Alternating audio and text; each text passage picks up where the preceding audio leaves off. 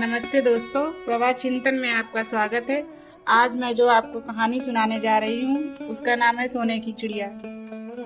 इस कथा में एक चमत्कारी पेड़ है जिसमें सोने के सेब लगते हैं और इन्हीं सेबों की चोरी से शुरू होता है एक ऐसा सिलसिला जो हमें राजकुमारों की बुद्धिमत्ता, उनके आत्मविश्वास और अंत में एक रहस्यमय सोने की चिड़िया की खोज तक ले जाता है। अब आइए चलते हैं उस पुराने जमाने की ओर जहाँ यह सब शुरू हुआ। बहुत पुराने जमाने की बात है। एक राजा था। उसके महल में एक बहुत सुंदर बाग था। बाग में तरह तरह के फूलों के पौधे और अनेक प्रकार के मीठे फलों के पेड़ थे। लेकिन इस बाग में सबसे आश्चर्यजनक चीज एक सेब का पेड़ था जिसमें सोने के फल लगते थे। राजा ने इस पेड़ की देखभाल का खास इंतजाम करा रखा था। जब इसके फल पकते थे तो चौकीदार रात दिन पेड़ का पहरा दिया करते थे ताकि कोई सोने का सेब चुरा कर ना ले जाए। लेकिन एक दिन की बात है कि बाग के माली ने जब सोने के सेबों को गिना तो उसमें से एक सेब गायब था। उसने दौड़कर राजा को खबर दी। राजा फौरन बाग में पहुंचा। उसे यह देखकर बड़ा आश्चर्य हुआ कि देखभाल का इतना पक्का इंतजाम होने पर भी एक सेब किसी ने चुरा लिया। उसने ऐलान किया कि कोई सोने के सेब को चुराने वाले चोर का पता देगा, उसे इनाम दिया जाएगा। सबसे बड़े राजकुमार ने राजा से कहा कि रात में वह पहरा देगा और चोर को पकड़ने की कोशिश करेगा। राजा ने उसको इसकी इजाजत दे दी। बड़ा राजकुमार रात में पहरा देने लगा, लेकिन 2 घंटे बाद ही उसे नींद आ गई और वह सो गया। सुबह उठकर जब उसने सेबों को गिना तो वह देखकर चकित रह गया कि रात भर में एक और सेब गायब हो गया था। इसके बाद दूसरी रात को मंझले राजकुमार ने पहरा देने का काम संभाला। उसे भी नींद आ गई और तीसरा सेब चोरी हो गया। राजा बहुत चिंतित था। दरबारियों को भी समझ में नहीं आ रहा था कि क्या किया जाए। सब लोग उदास बैठे थे कि इतने में सबसे छोटा राजकुमार आया और उसने कहा कि आज की रात मैं पहरा दूंगा और चोर को पकड़ूंगा। राजा इस राजकुमार से खुश नहीं रहता था।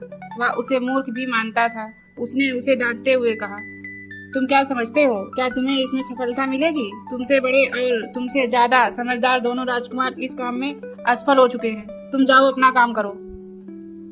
लेकिन छोटा राजकुमार नहीं माना। उसने राजा से प्रार्थना की कि उसे एक मौका जरूर दिया जाए। अंत में राजा राजी हो गया। राजकुमार रात में पहरा देने लगा। उसने तय किया कि वह किसी भी हालत में नहीं सोएगा और चोर को जरूर पकड़ेगा। जब आधी रात हुई और 12 बजे का आखिरी घंटा बजा तो राजकुमार ने देखा कि एक सुंदर सोने की चिड़िया कहीं से उड़ती हुई आई और सेब के पेड़ पर बैठ गई। उसने देखते देखते सोने का एक सेब तोड़कर अपनी चोंच में पकड़ लिया। राजकुमार ने फौरन निशाना साधकर तीर चला दिया, लेकिन तीर चिड़िया को नहीं लगा और वह पंख फड़फड़ाकर उड़ गई। हाँ, इतना अवश्य हुआ कि उसका एक सुनहरा पंख टूटकर जमीन पर आ गिरा। दूसरे दिन सुबह राजकुमार ने राजा को सारी बात बता दी और वह सोने का पंख उनके सामने रख दिया। पंख इतना सुंदर और इतना कीमती था कि राजा उसे देखता ही रह गया। उसने कहा, अगर उस चिड़िया का एक पंख इतना सुंदर है तो वह पूरी चिड़िया कितनी सुंदर होगी। मैं चाहता हूँ कि उस चिड़िया को कोई पकड़ कर लाए। सबसे पहले बड़ा राजकुमार इस काम के लिए रवाना हुआ। चलते चलते वह एक जंगल में पहुंचा। वहां उसने एक लोमड़ी को एक पेड़ के नीचे आराम करते हुए देखा। राजकुमार ने मौका देखकर तीर अपने धनुष पर चढ़ा लिया। वह तीर छोड़ने ही जा रहा था कि लोमड़ी ने चिल्लाकर कहा, राजकुमार, मुझे मत मारो। मुझे पता है कि तुम सोने की चिड़िया की खोज में निकले हो। तुम मेरी राय मानो तो मैं तुम्हारा काम जल्दी ही पूरा हो जाएगा। तुम इसी रास्ते से सीधे चले जाओ। शाम होने तक तुम एक गांव में पहुंचोगे। वहां तुम्हें आमने सामने 2 सराय मिलेंगी। एक सराय खूब सजी सजाई और सुंदर सी होगी, लेकिन तुम उसमें मत ठहरना। तुम उसके सामने वाली दूसरी सराय में ठहरना, जो बहुत मामूली और देखने में भी भद्दी सी होगी। ऐसा करने पर तुम्हारा काम आसानी से पूरा हो जाएगा। लोमड़ी की बात सुनकर राजकुमार को हंसी आ गई। उसने डांट कर कहा, भाग जा यहाँ से। मुझे तुम्हारी सलाह की जरूरत नहीं है। यह कहकर उसने तीर छोड़ दिया, लेकिन लोमड़ी बहुत चालाक थी। वह बचकर निकल भागी। राजकुमार आगे चलता गया। शाम को जब वह एक गांव में पहुंचा तो उसने देखा कि वहां सड़क के किनारे सचमुच 2 सराय थी। उनमें से एक सराय खूब सजी सजाई थी और उसके अंदर से लोगों के नाचने गाने की आवाजें आ रही थी। दूसरी सराय भद्दी सी थी और वहां अंधेरा गिरा हुआ था। राजकुमार सजी सजाई सराय में ठहर गया। थोड़ी देर में वह भूल गया कि वह असल में सोने की चिड़िया की खोज में निकला था। उधर काफी समय बीत गया और बड़ा राजकुमार नहीं लौटा, तो मझला राजकुमार सोने की चिड़िया की खोज में चल पड़ा। वह भी उसी तरह चलते चलते जंगल में पहुंचा, तो वही लोमड़ी उसे भी मिली। इस राजकुमार ने भी लोमड़ी की बात पर कोई ध्यान नहीं दिया। जब वह शाम को उस गांव में पहुंचा, तो बड़े राजकुमार की तरह सजी सजाई सराय में ठहरा। वहां के नाच रंग में मस्त होकर वह भी अपना काम भूल गया, यहाँ तक कि उसे घर लौटने की भी सुध नहीं रही। अंत में सबसे छोटे राजकुमार ने राजा से कहा कि मैं सोने की चिड़िया की खोज में जाऊंगा। राजा को विश्वास था कि जब उससे बड़े दोनों राजकुमार इस काम में सफल नहीं हुए तो इसे और भी सफलता नहीं मिलेगी, लेकिन उसके जिद करने पर राजा ने उसे इजाजत दे दी। छोटा राजकुमार तैयार होकर सोने की चिड़िया की खोज में निकला। जंगल में उसे भी लोमड़ी मिली। राजकुमार ने लोमड़ी की बात को ध्यान से सुना और लोमड़ी से कहा, ठीक है, तुम जैसा कह रही हो मैं वैसा ही करूंगा। अब तुम जाओ, मैं तुम्हें नहीं मारूंगा। इस पर लोमड़ी खुश होकर बोली, तुम सबसे अच्छे लड़के मालूम होते हो। तुमने मेरी बात का मजाक नहीं उड़ाया और मुझ पर तीर भी नहीं चलाया। मैं तुमसे खुश हूँ और मैं तुम्हारी मदद करूंगी। आओ मेरी पूंछ पर बैठ जाओ, मैं तुम्हें उस सराय तक पहुंचा देती हूँ। देखते देखते लोमड़ी की पूंछ काफी बड़ी हो गई और राजकुमार उस पर बैठ गया। उसके बैठते ही लोमड़ी हवा में उड़ने लगी और थोड़ी ही देर में मैदानों और पहाड़ों को पार करके उसी गांव में जा पहुंची। राजकुमार ने उसकी सलाह को मानकर छोटी और पुरानी सराय में ही डेरा डाल दिया। वह दूसरी सजी सजाई सराय से दूर रहा। दूसरे दिन सुबह उठकर जब वह आगे बढ़ा तो कुछ दूर चलने पर उसे वह लोमड़ी फिर से रास्ते में मिल गई। लोमड़ी ने उससे कहा, अब मैं तुम्हें बताती हूँ कि आगे तुम्हें क्या करना चाहिए। तुम सीधे चलो। आगे चलने पर तुम्हें एक बहुत बड़ा किला मिलेगा जिस पर सिपाही लोग पहरा दे रहे होंगे। तुम सिपाहियों से डरना मत और सीधे अंदर चले जाना, लेकिन वे इस समय सो रहे होंगे।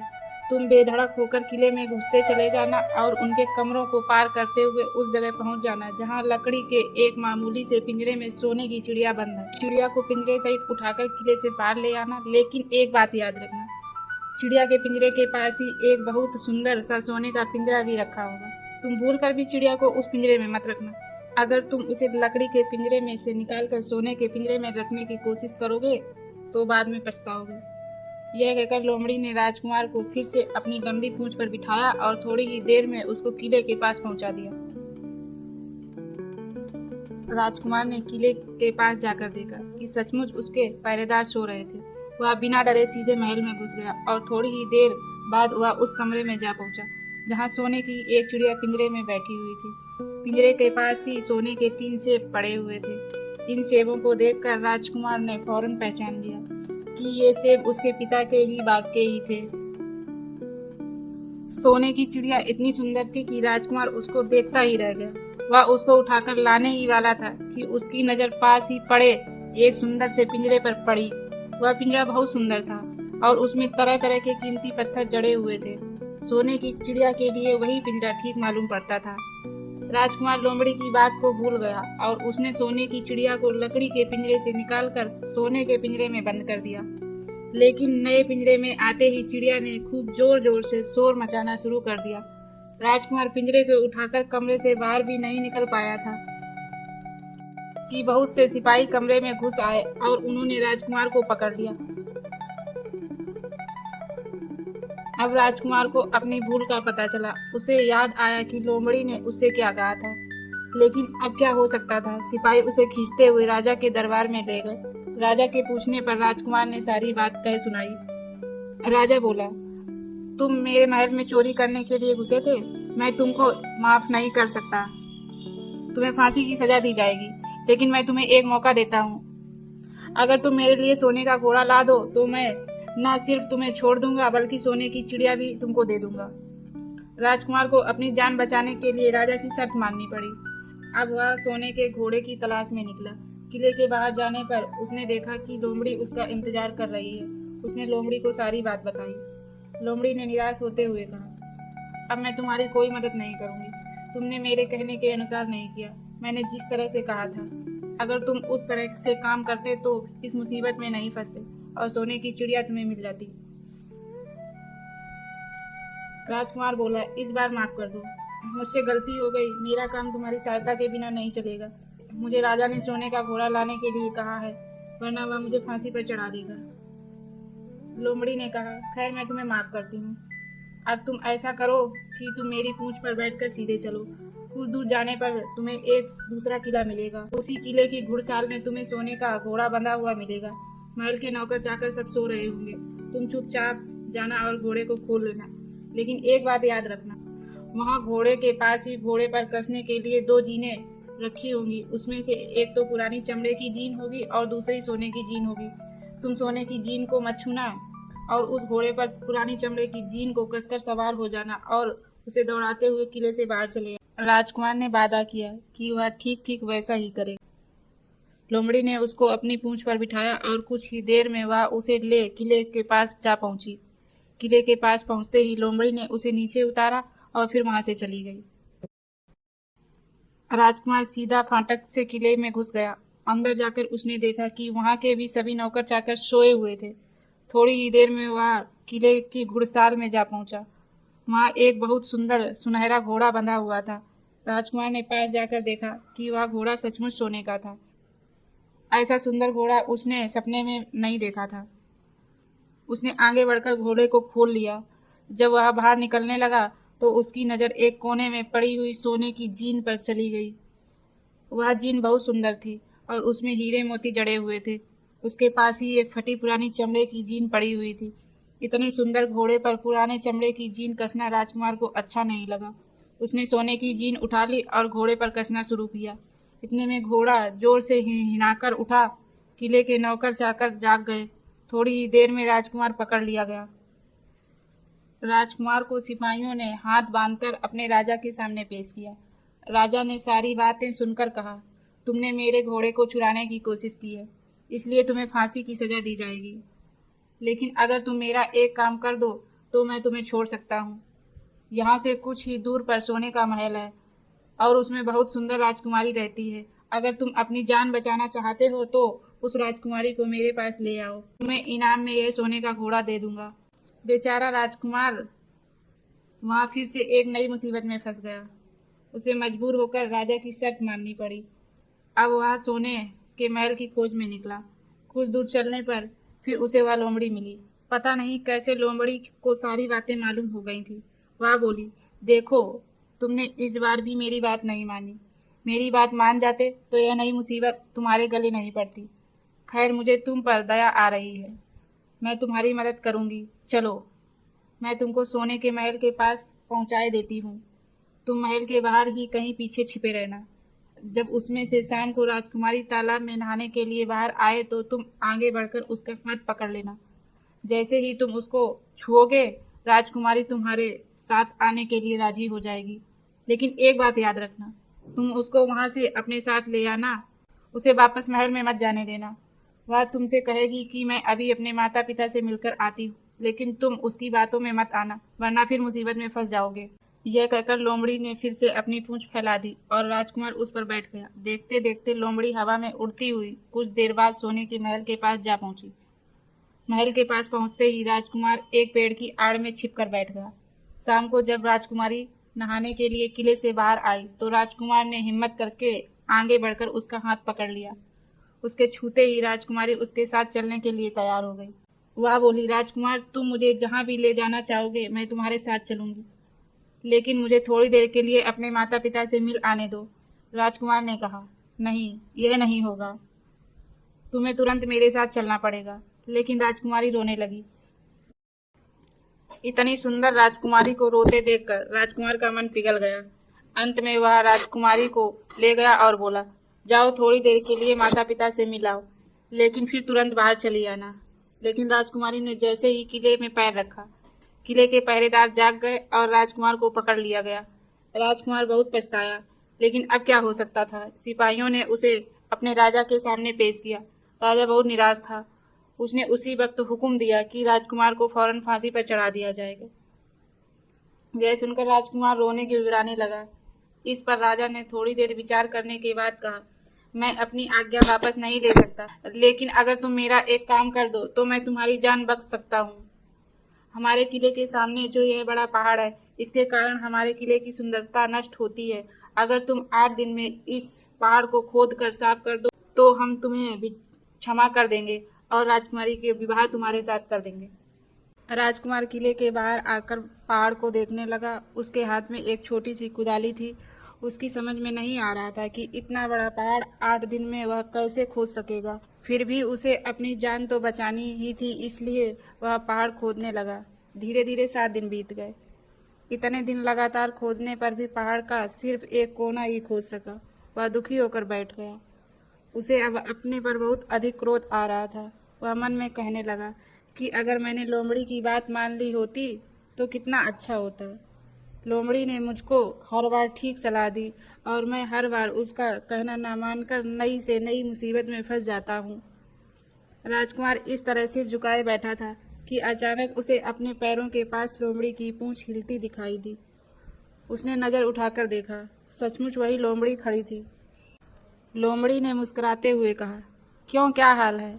इस बार तो तुम्हारी मदद करने की मेरी जरा सी भी इच्छा नहीं थी, लेकिन मैं 7 दिन से तुमको पहाड़ खोदते देख रही हूँ। मुझे दया आ गई और मैं तुम्हारी मदद के लिए चली आई। जाओ, तुम बहुत थक गए हो, सो जाओ। मैं थोड़ी ही देर में तुम्हारा काम पूरा कर दूंगी। इस बार राजकुमार ने तय कर लिया था कि वह अब लोमड़ी जिस तरह कहेगी वह उसी तरह करेगा। वह चुपचाप उठकर एक तरफ कोने में सोने चला गया। थोड़ी ही देर में उसे नींद आ गई। सुबह जब वह सोकर उठा तो उसे अपनी आंखों पर विश्वास नहीं हो रहा था। वहां कहीं भी पहाड़ का नाम नहीं था और महल का सुंदर दृश्य दिखाई दे रहा था। राजकुमार सीधा राजा के पास पहुंचा। राजा उसके काम पर बहुत खुश हुआ था। उसने तुरंत अपने वादे के अनुसार राजकुमारी के साथ उसका विवाह कर दिया। जब राजकुमार उस सुंदर राजकुमारी के साथ कुछ दूर पर चला तो उसे रास्ते में फिर वही लोमड़ी मिली। लोमड़ी बोली, बधाई हो राजकुमार, राजकुमारी के साथ तुम्हें देखकर मुझे बड़ी खुशी मिल रही है, लेकिन अब तुम्हें सोने का घोड़ा और सोने की चिड़िया भी प्राप्त करनी चाहिए, क्योंकि वो दोनों चीजें तुम्हारे ही लायक हैं और तुम उन्हें आसानी से प्राप्त कर सकते हो। राजकुमार बोला, लेकिन भला मुझे सोने का घोड़ा और सोने की चिड़िया कैसे मिल सकती है? मैं तो इस राजकुमारी को भी उस राजा के लिए ले जा रहा हूँ। लोमड़ी ने कहा, नहीं, तुम ऐसा काम कभी मत करना। इस राजकुमारी के साथ तुम्हारा विवाह हुआ है और यह अब तुम्हारी ही है। अगर तुम मेरे कहने के अनुसार काम करो तो मैं तुम्हें सोने का घोड़ा और सोने की चिड़िया भी दिला सकती हूँ। तुम पहले इस राजकुमारी को लेकर सोने के घोड़े वाले राजा के पास जाओ। राजा खुश होकर तुमको सोने का घोड़ा दे देगा। तुम घोड़े पर सवार हो जाना और सवार होकर सबसे विदा लेना, लेकिन राजकुमारी से तुम सबसे बाद में विदा लेना। जैसे ही तुम राजकुमारी के पास पहुंचो, तुम उसे हाथ पकड़कर घोड़े के ऊपर खींच लेना और घोड़े को दौड़ा देना। सोने का घोड़ा इतना तेज दौड़ता है कि दुनिया का तेज से तेज घोड़ा भी उसकी बराबरी नहीं कर सकता। जाओ, तुम पहले इतना काम पूरा करो, इसके बाद आगे का काम मैं तुम्हें बता दूंगी। मैं तुम्हें वहां रास्ते में मिलूंगी। राजकुमार ने ठीक वैसा ही किया जैसा लोमड़ी ने उससे कहा था। जब सोने के घोड़े वाले राजा ने खुश होकर उसे इनाम में सोने का घोड़ा दिया तो राजकुमार उस पर सवार हो गया और उससे विदा लेने लगा। अंत में वह राजकुमारी को उठाकर घोड़े को तेजी से दौड़ाता हुआ किले से बहुत दूर निकल आया। रास्ते में एक पेड़ के नीचे लोमड़ी उसका इंतजार कर रही थी। उसे देखकर लोमड़ी बोली, शाबाश, अब तुम सोने की चिड़िया भी प्राप्त। जब तुम सोने की चिड़िया वाले राजा के पास पहुंचोगे तो वह इस घोड़े को देखकर बहुत खुश होगा। तुम उससे कहना कि पहले सोने की चिड़िया का पिंजरा मेरे हाथ में दे दो, तब मैं घोड़ा तुमको दूंगा। जब वह पिंजरा तुम्हारे पास लाए तो तुम पिंजरा उसके हाथ से छीन लेना और घोड़े को दौड़ा देना। बस ऐसे चिड़िया तुमको मिल जाएगी और कोई तुम्हें पकड़ भी नहीं सकेगा। इस बार भी राजकुमार ने ठीक वैसा ही किया। वह राजकुमारी के साथ ही घोड़े पर बैठा रहा और जब राजा ने उसके हाथ में सोने की चिड़िया का पिंजरा दिया तो उसने देखते देखते ऐड़ मार दी और सोने का घोड़ा हवा से बातें करने लगा। कुछ दूर चलने पर लोमड़ी उसे मिली। राजकुमार ने उससे कहा, तुमने मेरी बड़ी मदद की है। तुम्हारी वजह से मुझे ना सिर्फ सोने की चिड़िया मिली, बल्कि सोने का घोड़ा और इतनी सुंदर राजकुमारी भी मिल गई। बताओ मैं तुमको क्या इनाम दूं? मैं तुमको कुछ ना कुछ जरूर देना चाहता हूँ। लोमड़ी ने कहा, अगर तुम खुश हो तो मेरा एक काम कर दो, तुम एक तीर चलाकर मुझे मार दो। इस समय तुम यही सबसे बड़ा काम मेरे लिए कर सकते हो। राजकुमार ने कहा, भला यह कैसे हो सकता है? तुमने मेरी इतनी मदद की और मैं बदले में तुम्हें मार दूं? मुझसे यह नहीं होगा। यह सुनकर लोमड़ी बड़ी दुखी हुई और बोली, अगर तुम मेरा यह काम नहीं कर सकते तो फिर ठीक है, जाओ, लेकिन मैं तुम्हारी भलाई के लिए कह रही हूँ कि तुम दो बातें जरूर याद रखना। एक तो तुम किसी कुएं की दीवार पर मत बैठना, और दूसरा तुम ऐसे लोगों के लिए धन मत खर्च करना जिन्हें फांसी मिलने वाली हो।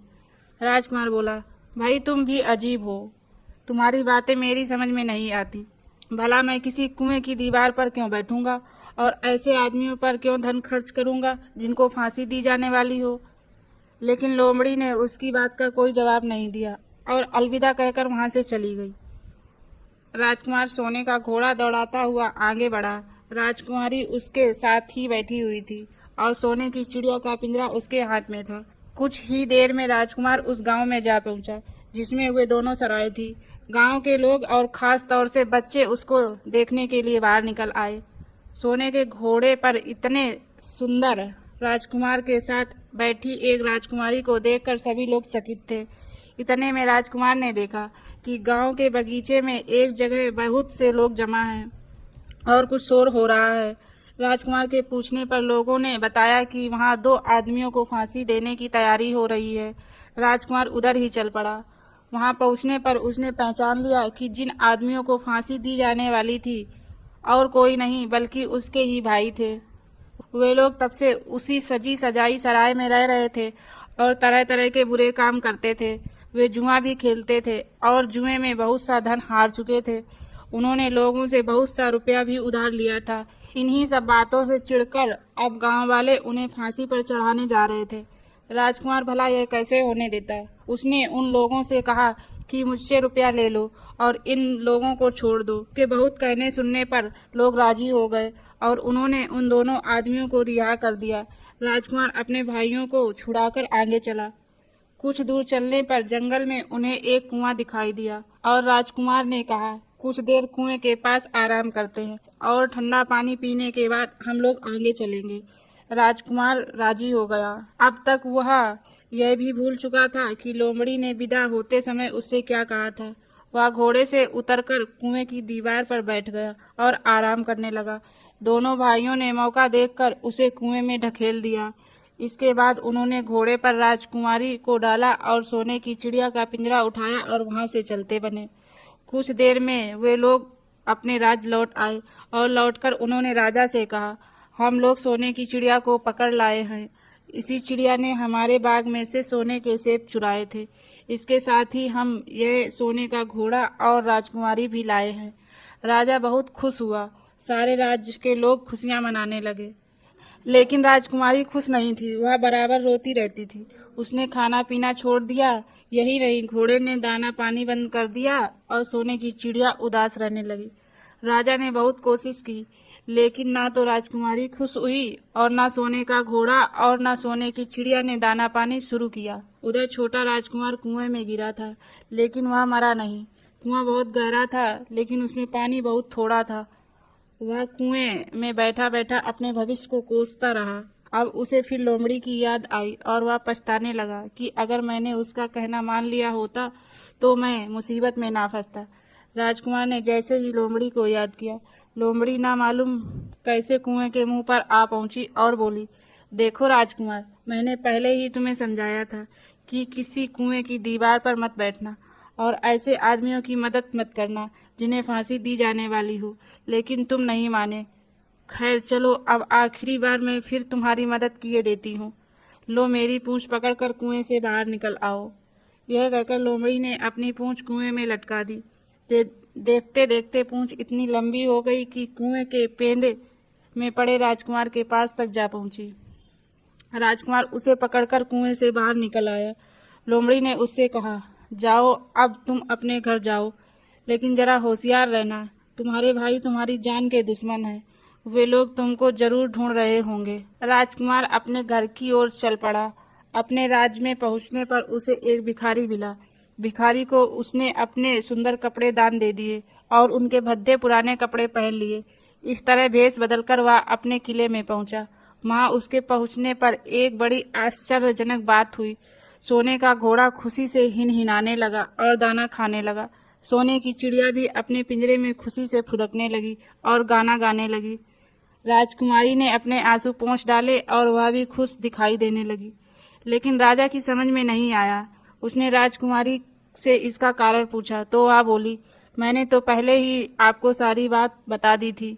आपके बड़े और मझले राजकुमार ने छोटे राजकुमार के साथ धोखा किया है। इन्होंने आपको भी धोखा दिया है, लेकिन अब आपका छोटा राजकुमार यहाँ आ पहुंचा है, इसलिए मुझे बहुत खुशी हो रही है और उसी के साथ मेरी शादी हुई है और मैं उसके साथ ही खुशी रह सकती हूँ। फिर उसने मैले कुचैले कपड़े पहने एक आदमी की ओर इशारा करते हुए कहा, वह रहा आपका छोटा राजकुमार। राजा ने भी अपने छोटे लड़के को पहचान लिया। अब राजा ने अपने छोटे बेटे के बारे में अपने विचार बदल दिए। अब वह उसको बहुत समझदार और बहादुर मानने लगा और उससे बहुत अधिक प्यार करने लगा। उसने उसको राजगद्दी पर बिठाने का निश्चय किया। बड़े और मझले राजकुमार ने अपने छोटे भाई को ही धोखा नहीं दिया था, बल्कि राजा को भी धोखा दिया था। इससे राजा उनसे बहुत नाराज था। उसने उन दोनों को अपने राज्य से निकलवा दिया।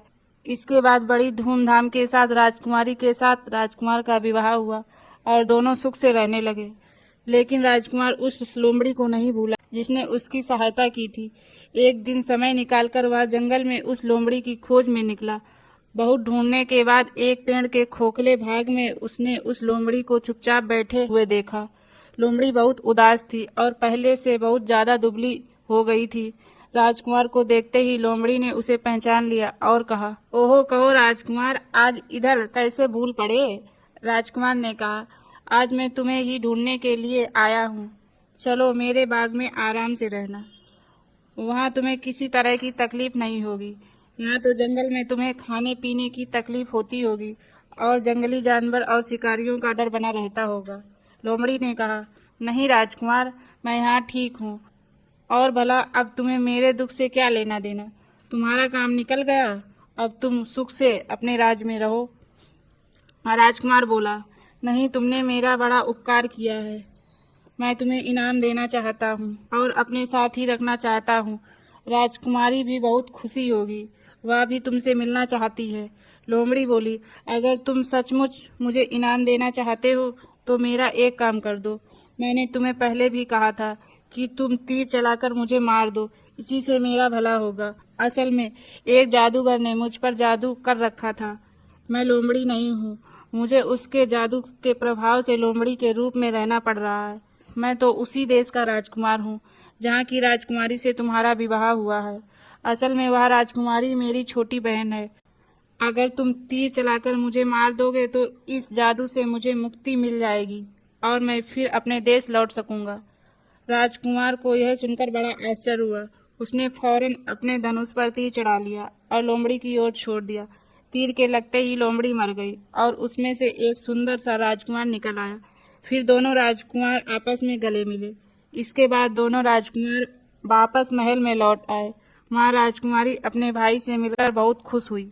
दोस्तों, आपको यह कहानी कैसी लगी कमेंट में बताना मत भूलिएगा और साथ ही साथ चैनल को सब्सक्राइब कीजिए ताकि मैं आपके लिए और कहानियाँ लाती रहूँ। तब तक के लिए जय हिंद।